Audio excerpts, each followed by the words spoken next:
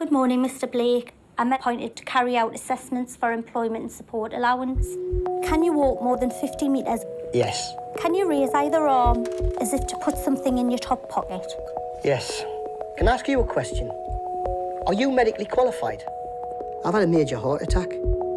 I've been told by my doctor I'm not supposed to go back to work yet. Hi, I'm Virdi. On behalf of the fan carpet, at the premiere of I, Daniel Blake.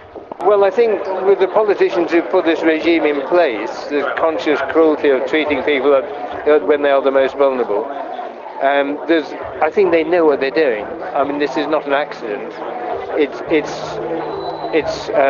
It's set up in order to humiliate and in order to make people feel responsible, to blame for their own poverty. And that's traditional right-wing politics. It's gone on since the Victorian age and before that. So this is who the Tories are. It's not. They won't learn from this film. If they can't learn from real life, they won't learn from a film. But I think for other people with open minds, I think you would want them to just go on the journey with Katie and Daniel. Go on the journey with them and come out and try and have some anger on their behalf. You know, just be open to change. Really, that's it. I felt a huge responsibility, if I'm honest. I think that working class single mums are a demographic in Britain that are two things: villainised and then ignored. Nobody pays attention to them, and if they do pay attention to them, it's in an extremely negative way. Nobody wants to know that they're trying to educate themselves. Nobody wants to know that they're paying rent. Nobody wants to know that they've got degrees or that their children are very, very sweet and that they want to understand and educate and they want to pay back into society. So I felt a huge responsibility. I met some fantastic women who were in very, very similar circumstances to Katie. Very, very bright, fiercely bright women with wonderful kids that they were doing a great job of bringing up in the face of this systematic nightmare. And so I felt a massive responsibility to make sure that their voice was hopefully came through. I learned loads.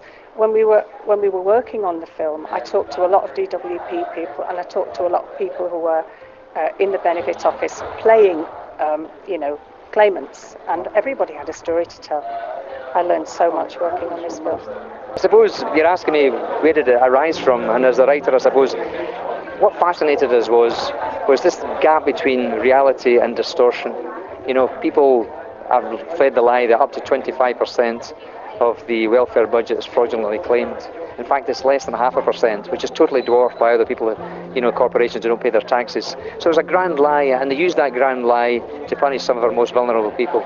Who today knows that our sick and most vulnerable, are outsourced for assessment to an American multinational called Maximus instead of listening to their doctors and nurses? That people who are dying have been deemed fit for work and have to look for work for 35 hours a week. Now, I've met these people, I've talked to their doctors, I'm not exaggerating. I've met people who are choosing between heating their house and feeding their children. 20 years ago we made a film, My Name is Joe, very tough background, but there weren't food banks then. Food banks now are all over the place. So I think it raises really deep questions about what is happening, but it's put into a cul-de-sac and it's hidden.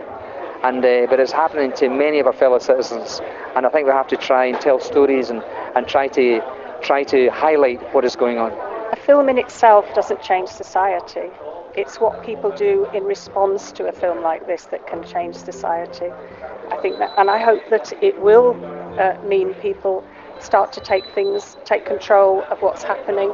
For example, I would love to see workers in the DWP and people who are going through the system somehow getting together to talk to each other and to work out how they can best change things for the benefit of them both, really, because it's not good for DWP workers to be working in these conditions, and it's absolutely horrendous for claimants to be suffering these conditions. Apart from working with Ken Loach, working with Paul Laverty, if I'm completely honest, I saw their film Sweet 16 when I was 14 years old, and it had a profound effect on me, and I absolutely secured in my head the fact that I wanted to act, and I wanted to tell stories in the way that Paul and Ken and Rebecca, our producer, have told stories for the last 25 years. the thing is, because Paul's script isn't given to the actors, it exists and it's absolutely solid and there, but we don't have that in the first instance, we don't have that completely to draw on. But I knowing that it was a Ken Loach film, I knew I was going to be a part of something vital and a part of a story that needed to be told now, and so that was a real draw to it. So I'm just a massive fan of Ken's. I was just psyched to be invited to the film. I make a show which is a satire for the BBC called The Revolution Will Be Televised. I think there's so few of us who are making any work that sort of actually comes from a place where we're really trying to put a spotlight on issues that are actually happening to people. Listen, I'm a huge Game of Thrones fan. Like, I love Downton Abbey, but there is a time and a place for looking at stuff that's actually happening in society. And unfortunately, the Fit to Work programme, which was put by the Department of Work and Pensions onto people, which basically said, look, if you've had a heart attack, but you can actually raise your right hand and put it in your top, jacket pocket, then you're fit to work, is not fit for purpose. And unfortunately, that's a reality that isn't just the drama that's going on right now. It's actually happening to a lot of people up and down the country.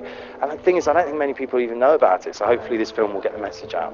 I think the situation for people who are having a hard time has got increasingly desperate. And what has changed is that instead of offering them a minimum of support, the system is now has a conscious cruelty to it, because they're being treated in a way to humiliate them. They're not being offered help. They are punished, and the sanctions regime and the assessment regime by the state are punishment. We've heard so many stories of people who are told actually they are not fit to work, but the state gets an American multinational company to reverse that.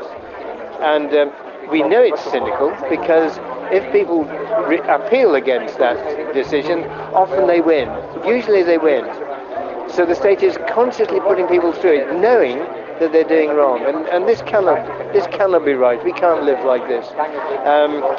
But the problem is from the fact that the economy can't provide the work, and we've got 5.5 million people partially employed, not fully employed, who often can't support themselves. So the whole economy has to change. I mean, people need work, they need dignity at work, they need a wage that will sustain them, and until we have that, there'll be the regime in one form or another will be cruel to the people at the bottom. I think it's an absolute disgrace. I think it's unspeakable, and I think that the way that scene is presented in the film is wonderful, really wonderful. And a lot of people, when we did the Newcastle premiere a couple of weeks ago, some of the people who worked in that food bank were there, and they were very moved by what they saw, and they felt that their story had been done justice in the film.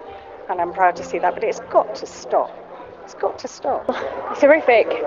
Makes me upset. It makes me upset to think about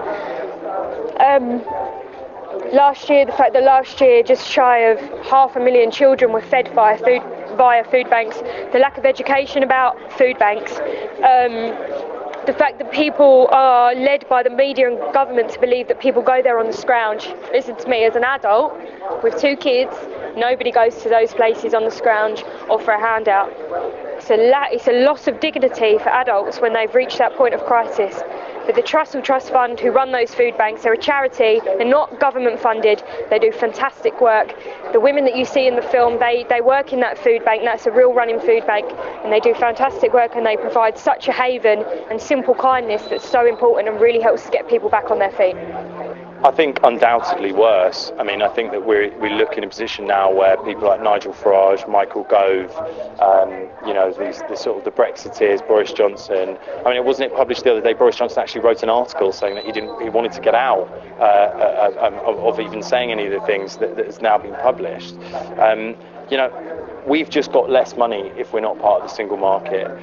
That's an unfortunate reality. And unfortunately, a lot of the people who were sort of voted to leave, I think probably are regretting it quite a lot now that Marmite sort of costs more than it did yesterday. Well, it's a very good question. If you have a cruel system, I suppose you want to try and hide it. And you hide it by taking the moral high ground. And you take the moral high ground by saying we're targeting scroungers. But the reality is totally different. It was a political decision to target our most vulnerable. Now, the thing is, if welfare is so painful and so miserable, many people stop claiming. If you have to confront that system, you're going to take 0-hour contract jobs. If you take a job, you're going to make sure you don't join a trade union and keep your nose clean. So it's a way of keeping people frightened and scared. And they talk about footfall, reducing football, which means reducing human beings coming in for help. And that's the type of language that they use. They talk about conditionality.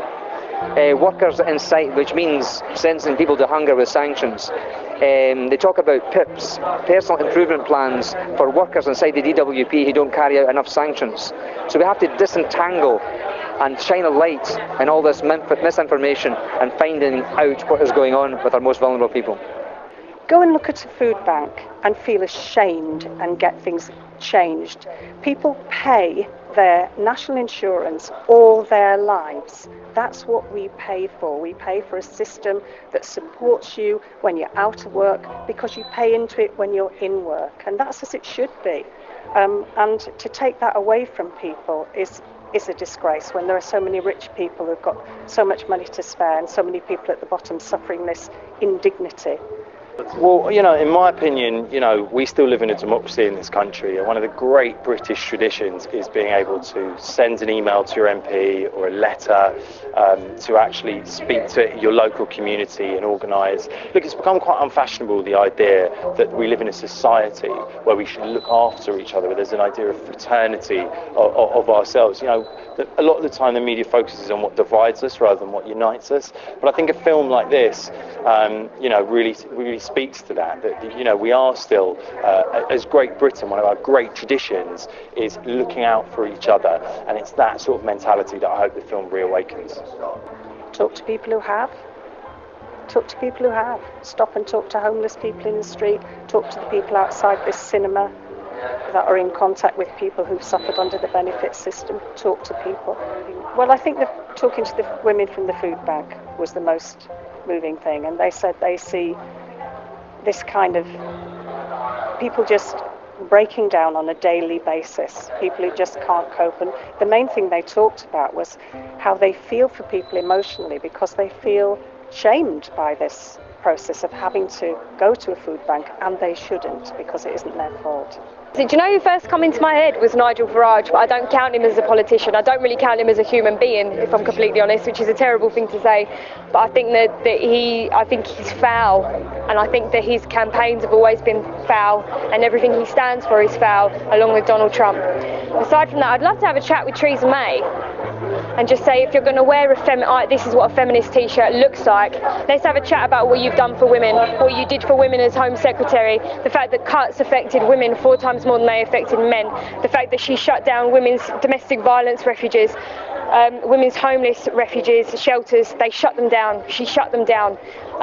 She stopped inquiries into women's prisons, sexual abuse and violent abuse in women's prisons. She shut the reports down, she refused to answer questions about it. So I'd love to have a little cup of tea with Theresa May and just woman to woman and have a little chat. Well, yes, open your eyes. This is happening in your street, down the road, in a food bank, probably a mile or 2 from where you live. This is the reality of life for hundreds of thousands of people, not a few, hundreds and hundreds of thousands. So let's at least start acknowledging what's happening. Thank you for watching The Fan Carpet. Please follow us on Facebook, Twitter and Instagram, and tune in next time. Good people on the street. You could lose everything. Well, I'm not going to give up. When you lose your self-respect, you're done for.